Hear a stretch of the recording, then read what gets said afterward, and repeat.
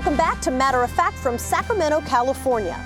To say California has a housing problem is an understatement. Crisis is the word many use to describe the situation. And one reason is affordability. The median price for a home here is more than $500,000.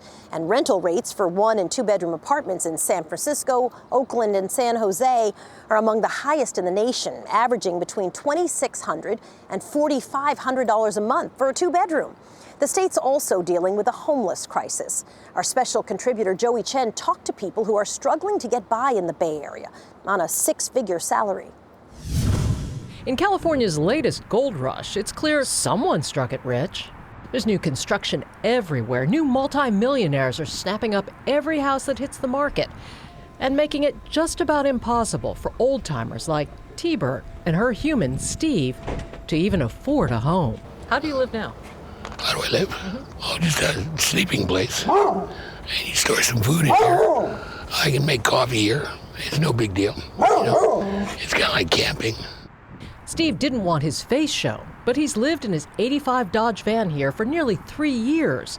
He thinks the neighbors are pretty decent, except the one just across the street. It's crazy that there's so much wealth, and yet...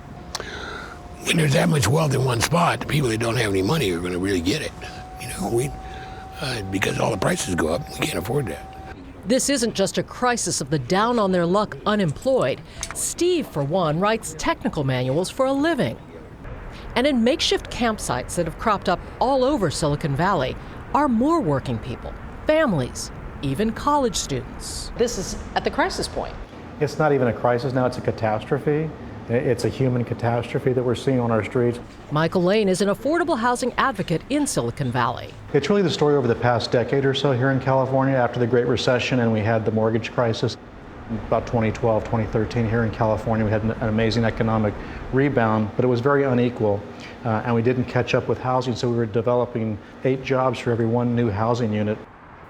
The result, almost unimaginable spikes in homelessness. A new survey found it's up a whopping 42% in San Jose, the unofficial capital of the tech sector.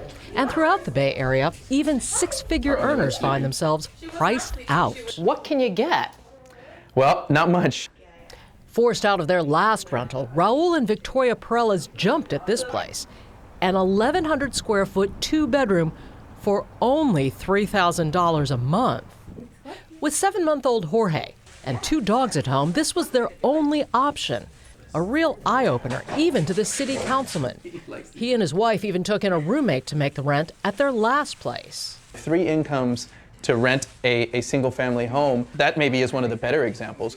We have multiple families. You're talking 12, 15 people living in a 3-bedroom single-family home. You sort of you roll with the punches, but inevitably, you get to a point where you go, wait a second, is this the way that it should be? It's affecting more and more people at higher and higher income levels, and that's why it's a major catastrophe. And finally, we're having policymakers and decision makers paying attention to the issue. But quite frankly, good intentions are no longer enough. Analysts say the state needs more than 3 million new units just to catch up on its housing deficit. And California's restrictive zoning, local covenants, and even constitutional requirements can stifle new construction. One example, despite the clearly desperate need, San Jose just opened its first new supportive housing exclusively for the homeless. And there is growing concern that even more priced out Californians may be forced to flee the Golden State. I've grown up here, went to San Jose State, San Jose police officer, a teacher in the city, and now a San Jose council member. I'm glowing of San Jose, and I certainly expected to stay here my entire life. If it's not where my family is, then, and if it's also not a place where I can afford to buy a home, if that's my future reality, well, yeah, San Jose might not be a place that I can continue to live. It's a choice facing an entire generation of Californians now considering their futures.